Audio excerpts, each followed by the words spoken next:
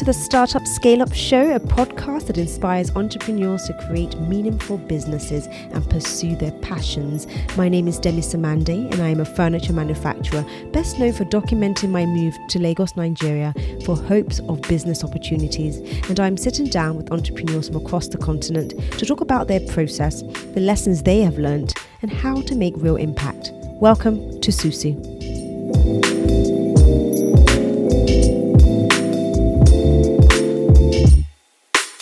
Tokunbo Lawal, founder and CEO of WILLCO Nigeria, a client-centric property servicing company that provides a broad range of cost-effective management solutions to a variety of clients in the commercial, industrial and residential space. Tokunbo studied biology at the University of Houston, Texas, USA, and obtained an MBA from the Fracas School of Business at Duke University, North Carolina, USA. Thank you for having me here. Did I get everything in there? Yeah. Well, are you sure? Yeah. Thank you so much for joining me on Susu today, Tokes. How are you? I'm fine. Thanks for having me. Yeah. Happy COVID. I know. It's like happy lockdown day, happy COVID day. We've got to find the bright side of every situation we find ourselves in, don't we? I know. So let me just give everybody a little backstory. So we've actually known each other for some time now, haven't we? Because we're actually part of the same, we're in a members group, a women's members business group called Gaia. And I've actually had the pleasure of speaking to you numerous times about your story. Yeah. But on Susu today, I really wanted to bring your story to our platform so that our viewers can benefit from what I feel I've benefited from our various conversations and our dinner parties. Let's not give too much detail. Yeah. So I wanted us to kind of have a sit-down conversation to really talk about your business journey. But before we delve into that, can you tell us a little bit about you? Something about your childhood, how you grew up, and how you pretty much found yourself in the business you're in today. Okay. Well, thank you, and thanks again for having me here. Actually, I was born in Bloomington, Indiana. I didn't know that. I really did not know that. Yeah. My parents were studying. My dad was getting his PhD, and my mom was studying as well. And came back to Nigeria 5 years old. My parents were professors at University of Ife, now called Obafemi Awolowo University. And I pretty much enjoyed growing up on campus. It was we had a lot of people that just came back. Nice community, the most beautiful campus ever in West Africa. That's the University of Ife. Lots of green, calm. We had lots of friends. Did a lot of things. Had all sorts of clubs, music clubs, and things like that. So it's really, really nice. I started medicine. Biology. Yeah. Well, no, medicine. I was really. Wow. So I came in. I studied. I went abroad. I went back to America. I went to Michigan to finish high school, and I came back to University of Ife again. At that time, I think he has changed the names by then time. And I was in medical school. And so after a few years at that time, they had a lot of social, unrest, student unrest. And what year was this? This was between 85 and 90. So we're giving away some information there, but we'll come back to that because we've had this conversation already, haven't we? But we'll come back to it. Please go ahead. So there was a lot of each time there would be what they call strike, either ASU strike, that's the Association of the Teachers, really, professors, and they would go on strike. The school would be out for a few years. So after a while, my parents really got tired of going away from school and all these closures. So I went away.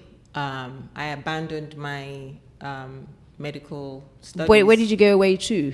To America. Okay. Back to America. And so I had to kind of start over because in America you have to have a first degree first before you move on to medical school. And I couldn't really transfer directly. So I kind of started over again. What did mom and dad think of that?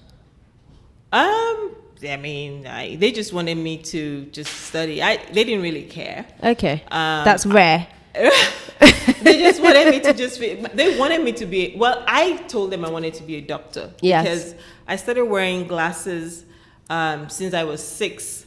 And my ophthalmologist, Professor Mrs. Olori, such an adorable woman, I wanted to be like her. So I wanted to be an ophthalmologist. Glasses. Yeah. Aww. So we would travel down from Ife to UCH in Ibadan. She was in Ibadan. And to get my eyes fixed or checked out. And I just used to love her. So I said, I want to be like her.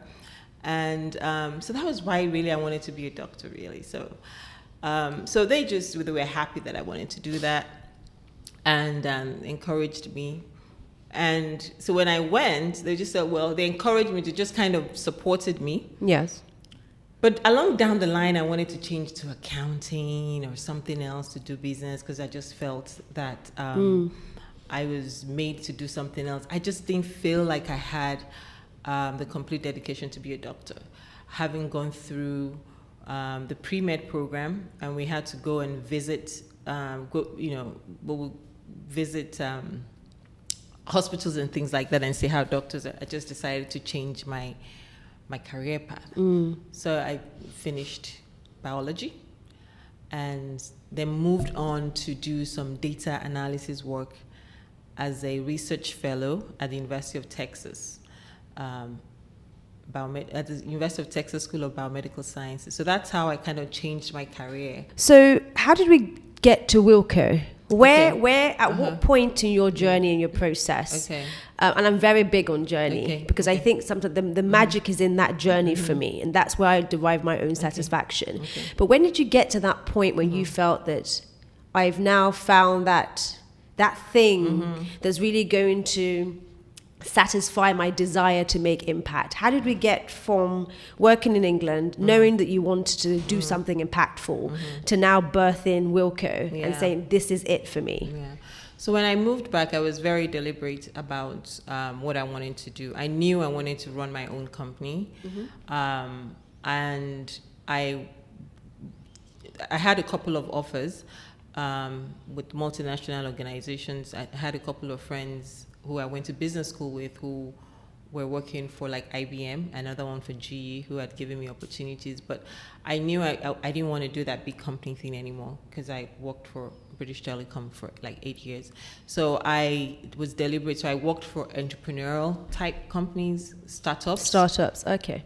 to develop my entrepreneurial skills, to become more commercially aware, and to kind of prepare me to that journey. What I didn't know was I didn't really know what I wanted to do. But what kept coming back to mind was I had, it was just the greenery growing up. A house, I think it was about 2 acres of green, and then we're right at the base of the hill. So I just always, and the great landscape that I grew up with. So I always wanted to do something in that space.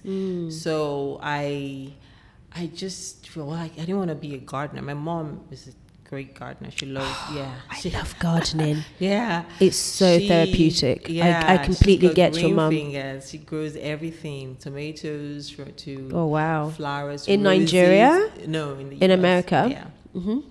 Roses and stuff like that. But in Nigeria, she didn't grow roses, but she did have a garden as well. She would bring her seeds back from to do cucumbers, to greens and stuff like that. But I am not.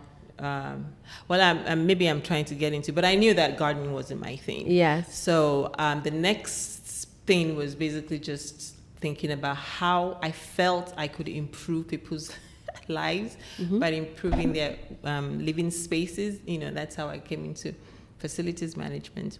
And also was at that time there was a lot of things happening in the housing. This was 2009.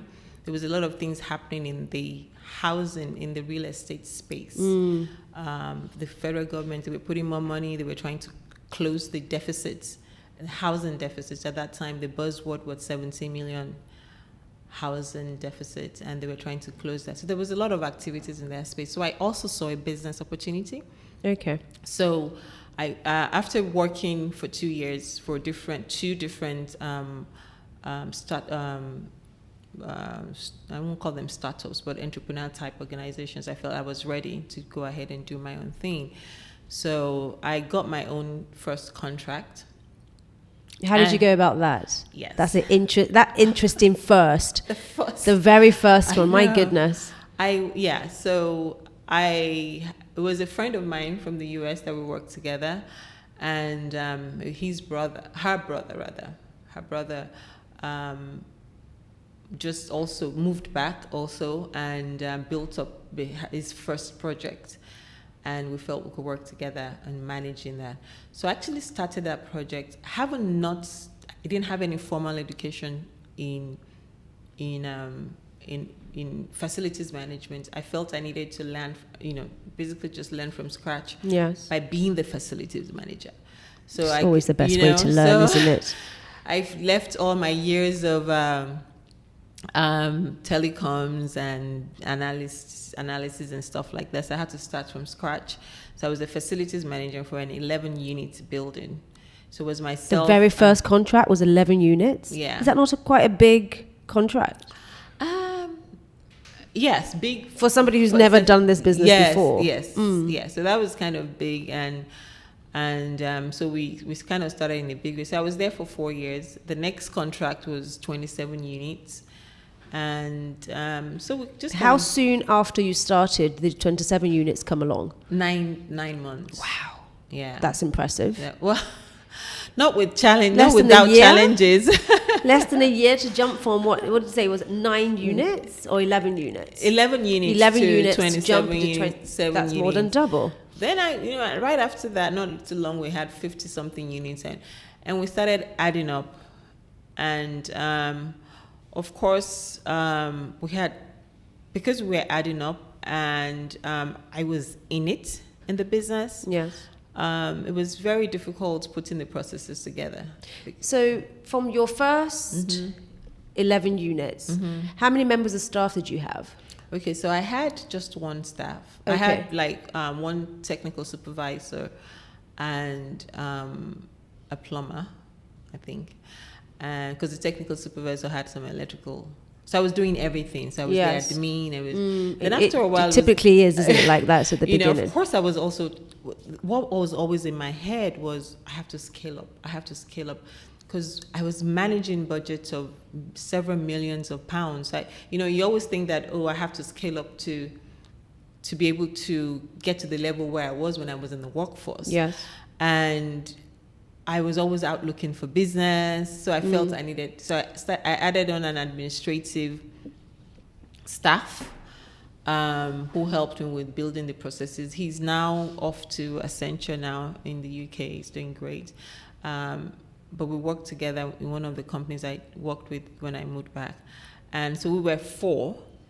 And then by the time I had the second gig, administrative wise, we were 3.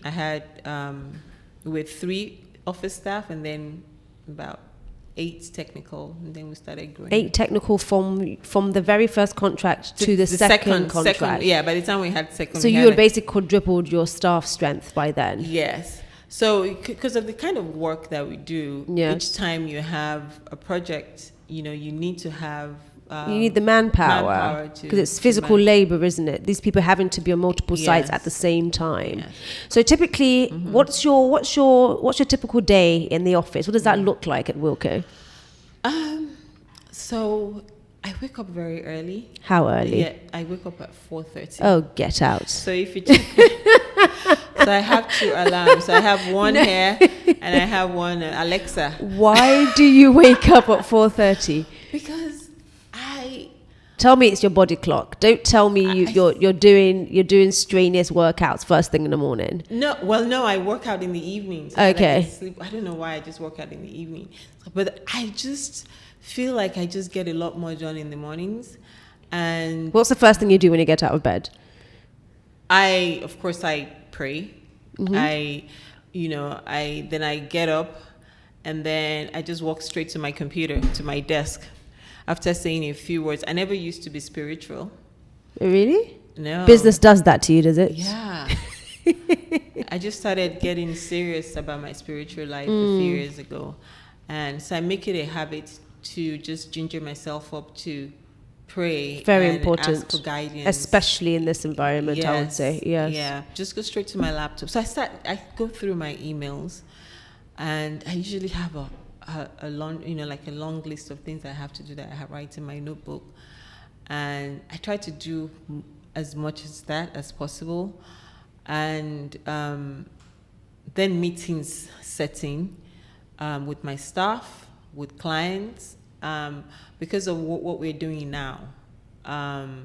So I do all that until 8 o'clock. I check all my emails. Okay. I do, if I have to write documents, to do stuff, I do all that by 8 o'clock.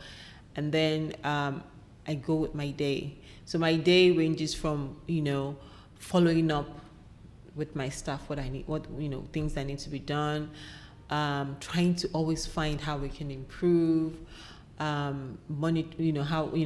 it's still we're still learning. Yes. We learn a lot from our clients also, because we work with great people, and just meetings, and then I also schedule site visits. Okay, so you still do quite a lot of site visits and stuff yourself? Yes. On average, how many site visits are you doing per day? So, no, like a week. Okay, Sometimes I try to do like 3 times, but usually I end up doing once because I just sit down there and work on my computer. The day gets away with you, doesn't it? And then, and before you know it, it's 9 p.m. So Tokunbo, you've mentioned a few times that WILLCO is a game changer. So what would you say it is about your company that sets you apart from everybody else also doing facility management? To really define what facilities management is, it's just a combination of multiple disciplines that ensure the comfort, safety, and efficiency in the built environment by putting together people, processes, and technology.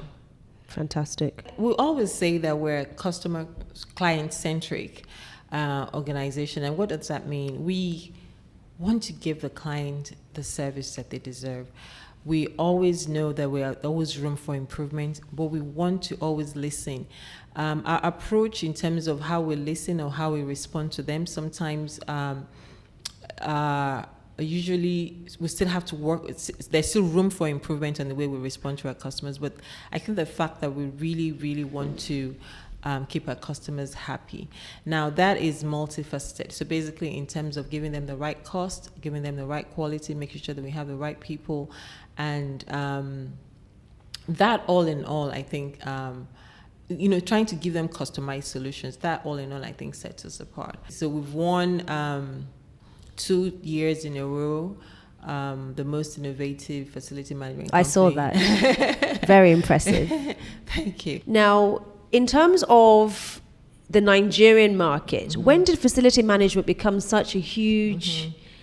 Why, first and foremost, is it such a huge aspect of business in terms of the type of clientele you can get? And when did it become so big? Because I imagine there was a time where you probably only have one guy in your office, in the back office somewhere. You call him the facility manager, and he would make sure that things were kept the way they should be, and things were prim and proper, and any sort of situation you found yourself in or any difficulty was dealt with as or when it needed to be. But how did we get to such a big scale in facility management within Nigeria? And what are the opportunities for somebody who might be considering going into it? Well, facilities management has been around in Nigeria for about 20 years. Okay. We actually we've had professionals and industry leaders like Dr. MKO. He's been a facility manager for a while. I think the business, and they have been facility managers in multinational organizations, managing properties.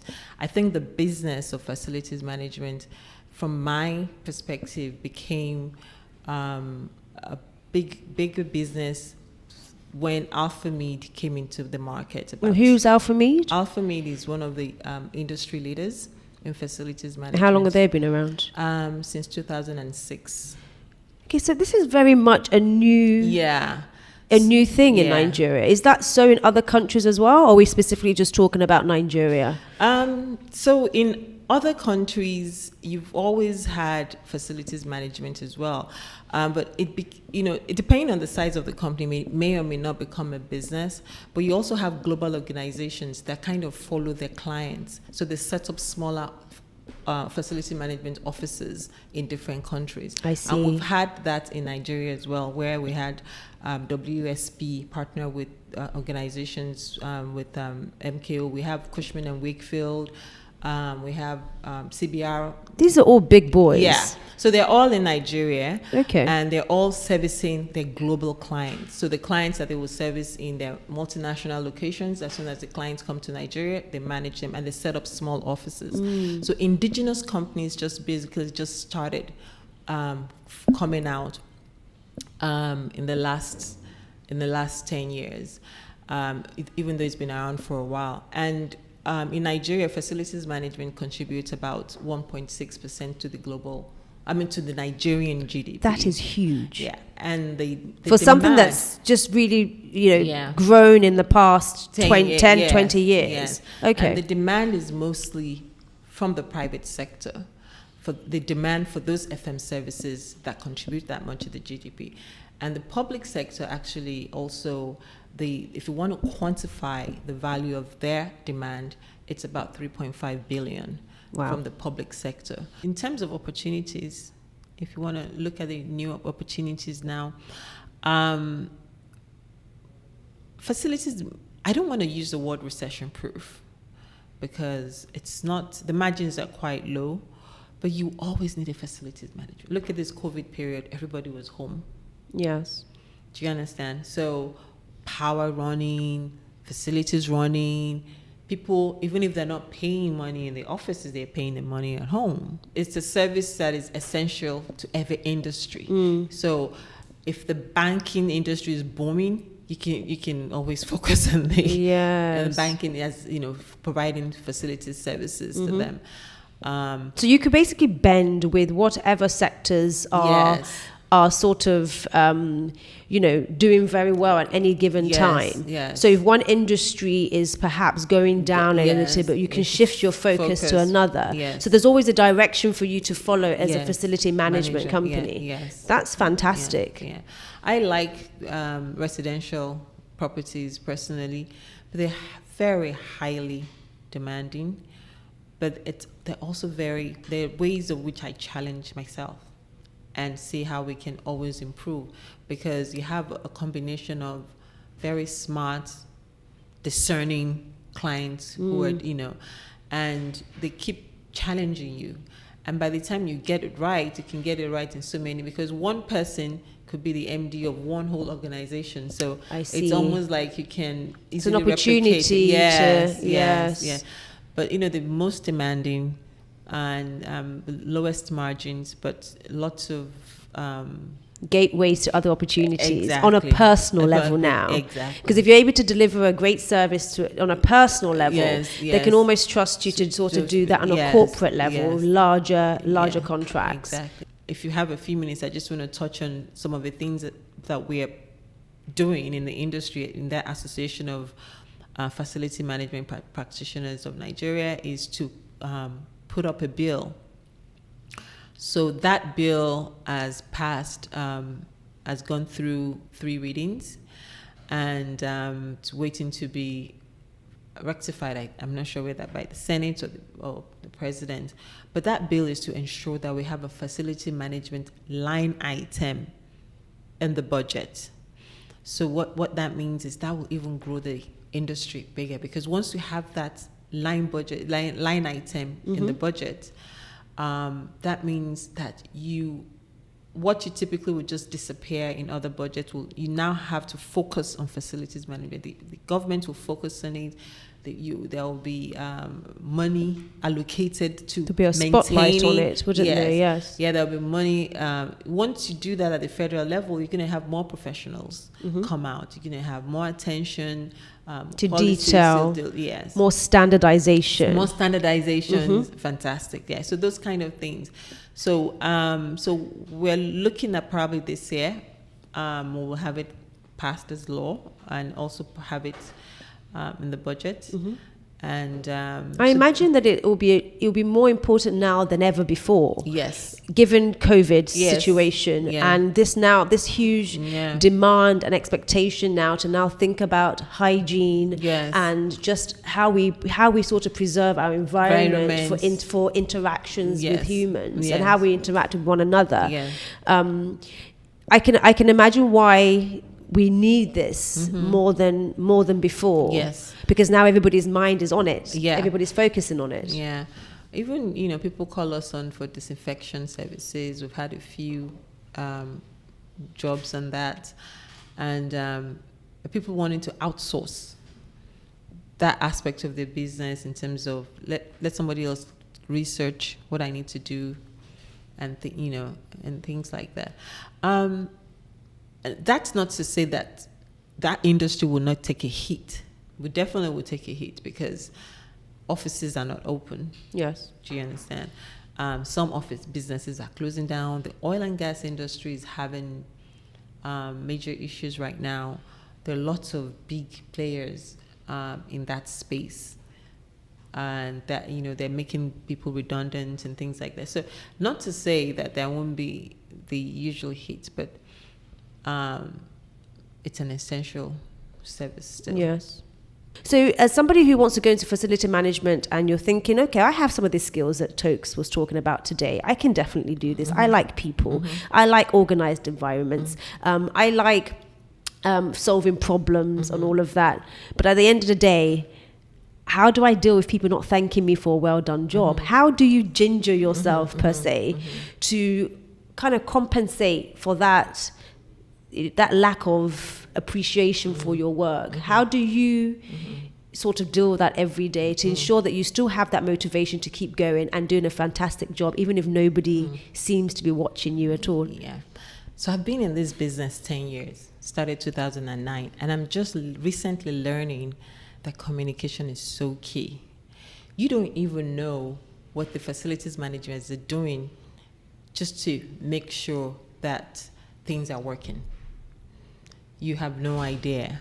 But when they communicate to you regularly about what it is they're doing, what has happened, you're keeping them abreast of all information, they start looking at you differently. They start thinking, oh, this is all.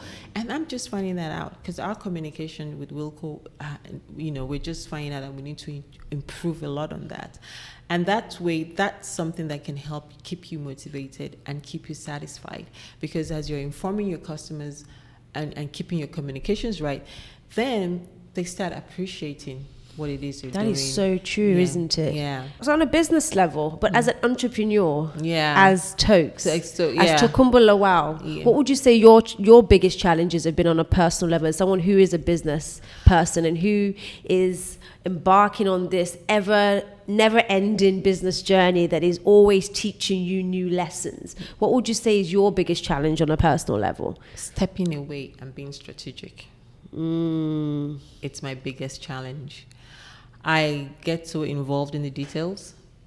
You have several layers of staff, and then you're dealing directly. Sometimes I feel like I'm dealing directly with a staff member that has several superiors. I break down the process, but when you do that, because you're not allowing your subordinates to step into the role, make their own mistakes, and really own it. So, but that's my big, stepping away from the details and being strategic. And I always worry. I mean, I it's pretty much challenging for me because I made a living fixing other people's processes, But, like going throughout my career, that's what I did in transformation. I would go into business, highlight where the problems are and fix them. Yeah. But it's not so easy in my business because I'm part of the problem. I'm in the details. Do you know what? You and I both. You and I both. So I try to step out. What does you stepping back look like? Just when I step back what is it? Well, let's just say you're stepping out. I don't know, it probably doesn't feel natural. I know, because for me it doesn't. But what is your, when Tokes decides I am stepping down, I am stepping back from the situation and let other people rise to the occasion, what does that look like? I found out that sometimes the staff are really happy because they feel empowered. And but sometimes when they make a little mistake and the client comes hard on them, they try to feel like, oh, I can't do this, maybe she should do it, and they go back into the shell, that kind of stuff. So what I'm trying to do is push people. I've been on forums where clients will bash my staff, and normally I would come in, but I'm trying to let them deal with it, and let's get it right. And then if I feel like it's something it's really going to affect the business, then I step in. But there are so many things that people just have to learn on the job. They have to just learn. You can come. Some people have great skills, non-transferable skills, and some people just don't have it. You have to just learn how to deal with people, how to deal with all those situations. So it's just that balance, finding the right balance. It's the biggest challenge. And I've spoken to people with 30 years experience and things like that, and they always say that it's simple things as communication. Part of the reason why our communication, I would say, is like, I want to see everything that goes out. And it's not even so much the grammar of the language, but the content, the delivery. There's so many things. How do you transfer that to, how do you create a mini you? How do you let people understand what it is you want to get across to your clients?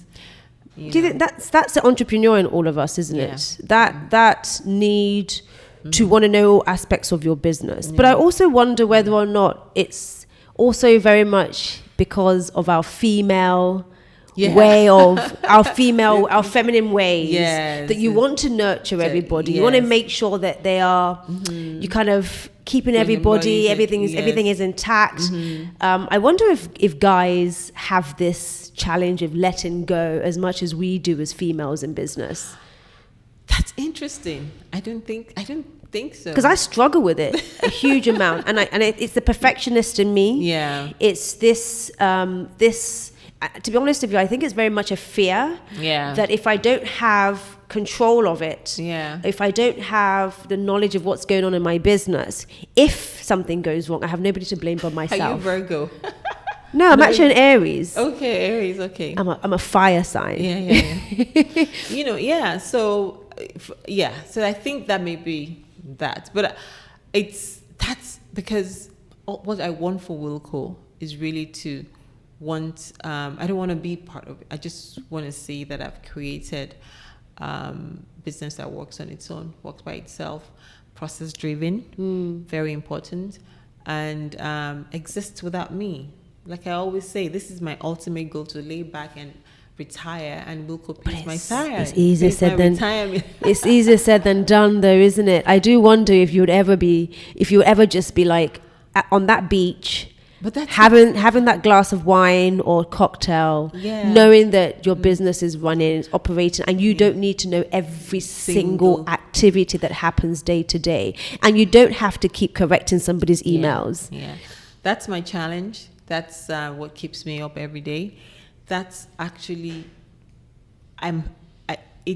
that's the difference between what I'm doing now and when I was working. I'm actually happy getting up every day at 4:30. Yes, I'm actually looking forward to the day, because I'm like, oh, this is what I'm going to solve today. I'm a step towards achieving my goals, So it keeps me going, and so it's just I just like it. Fabulous. So I'm going to just ask a little bit about what Wilco is doing in terms of your social responsibilities in your local, environments and your local communities.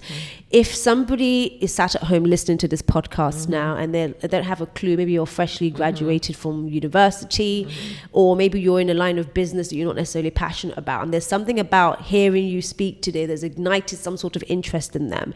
Is there any opportunities at Wilco that they can possibly pursue? Anything you guys are offering, or anything of that nature? Okay, so we have a partnership program with the Ministry of Youth and Sports Development. We signed an MOU to have graduates who have finished their NYSC to come and intern with us to learn a few things, facilities management. We're also one of the meter installers for the distribution companies, electricity companies in the area. So we are giving people the opportunity to intern and learn. People still do interns in Nigeria? Yeah, so you come in and just work on the field with alongside. Oh, so it's very practical stuff. Oh, yeah. Fantastic! So they have 1 week of training. We've done that. We have 1 week of in-class training that we just go through the basics. And for example, for meter installation, they will go through the basics, and then they will they will go for training with a partner, with Jack, and before they get onto the field. And there's also a huge gap in the industry right now, which is the maintenance gap. So oftentimes, integrated facility management is really when you have outsourced the cleaning services to a cleaning company, security to like security companies, and there are no maintenance companies, and that's where young guys can actually have young graduates. If you're M&E, electrical, have 2 or 3 electricians or plumbers that you can groom. We will outsource maintenance to you. Fantastic. So rather than deal with the plumbers and the electricians, we will deal with you, and you will manage them, train them, and pay them. So that opportunity we have available right now. So if anyone is interested... What's the entry point for that sort of opportunity? So it's probably someone that has work experience, somebody that's somebody young, maybe has done 1 or 2 years has worked. In which industry? Is it specific or? Construction. Okay. Facilities management, engineering, core engineering, estate management, logistics, because it has to do with planning.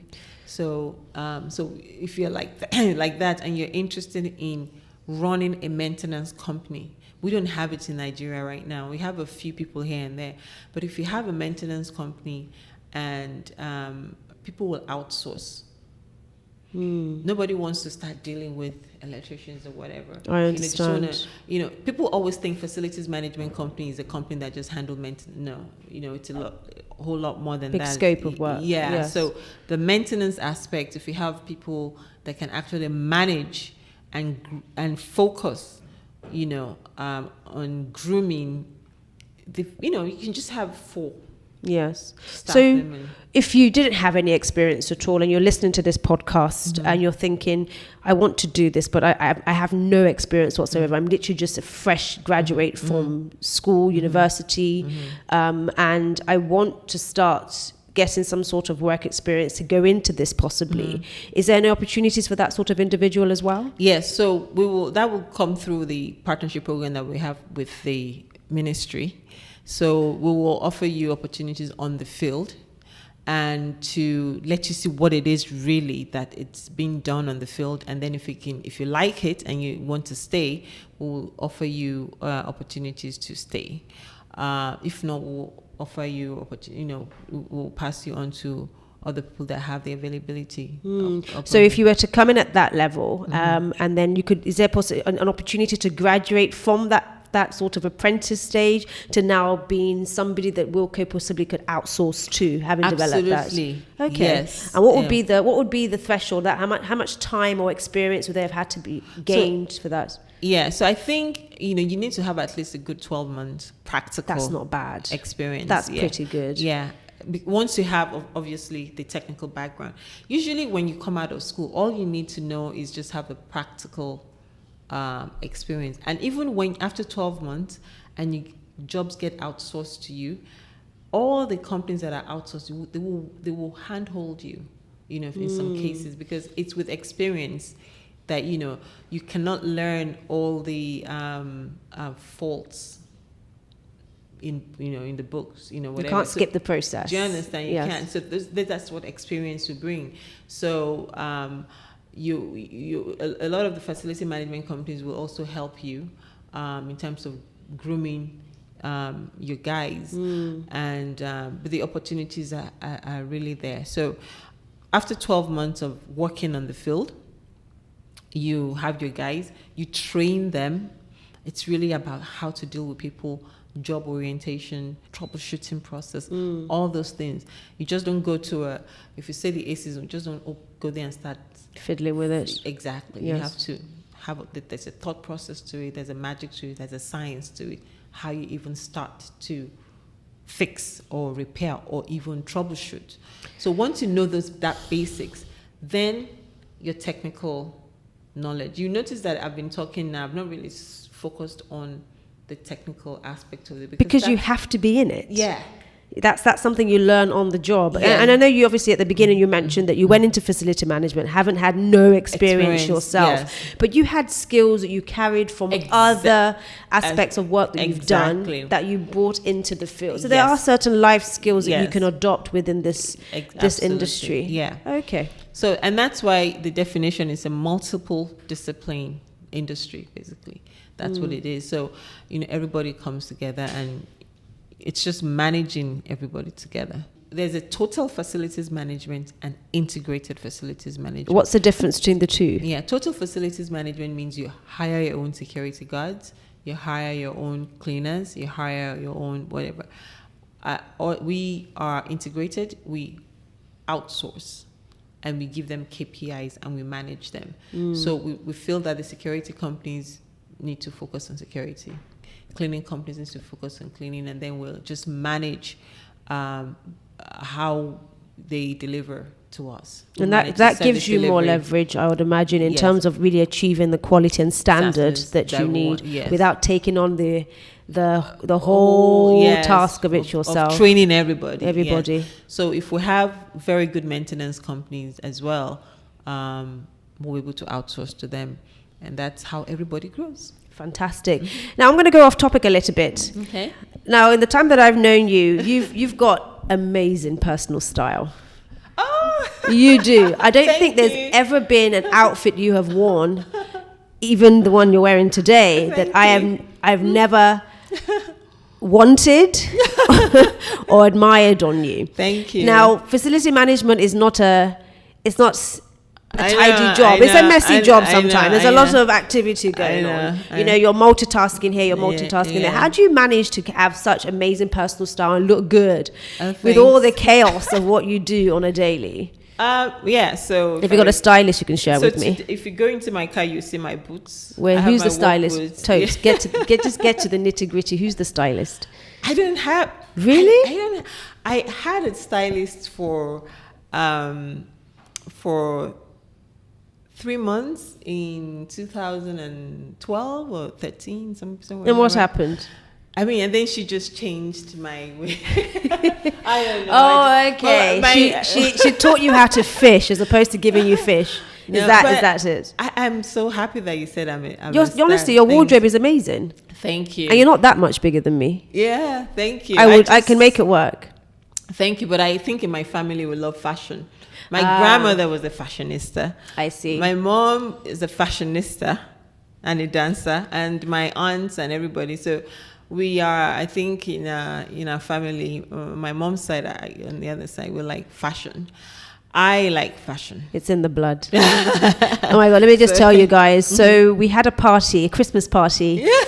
We had a Christmas party for our members-only women's group that we're in, and Tokunbo wore the most fabulous hat. It's not really a hat. Was it more of a fascinator, wasn't it? I got that. It was gorgeous. From my Q lady, even what I'm wearing now. Who's your Q lady? My Q lady. Is that a brand? Yes. I need some hookups. I really do. Yeah. I'm a carpenter. But I'm a carpenter. But it's true. You want to see me yesterday at the factory? Everything has to be practical for me. I only get to dress up when I come to Gaia. Yeah, I think so most times I'm like that too. But I try to find myself something that I can easily just transform myself. On the days that I know I've planned my site visit, I wear my denim. My industrial site, I have, my hard hats and my reflector jackets and my boots, my safety boots. So and I also have a sun. Your visor? My visor, which I think I'm going to start putting into the market now, because each time I wear it, somebody takes it off me. And I keep buying it because the UV protector. Oh, I see. And it actually covers your entire face. Because I'm probably always need one of those. I'm probably going to need one of those. Yeah. Oh, fabulous. So, Tokes, if anybody wants to reach out to WILLCO, how could they reach you? Okay. I noticed that little giggle. I know, because I was just saying that's how you know we're facilities managers, because the social media is almost non-existent.